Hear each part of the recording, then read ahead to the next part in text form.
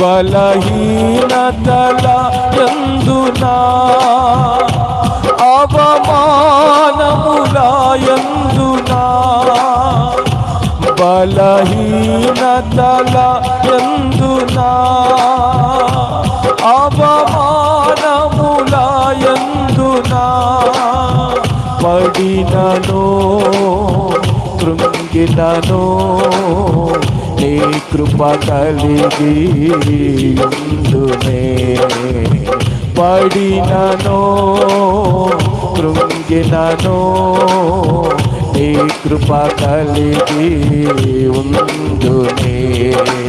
నిత్యము ఆరాధనకు నా ఆధారమా స్తోత్ర బలులు నీకే అర్పించెద యేసయ్యా చెప్పా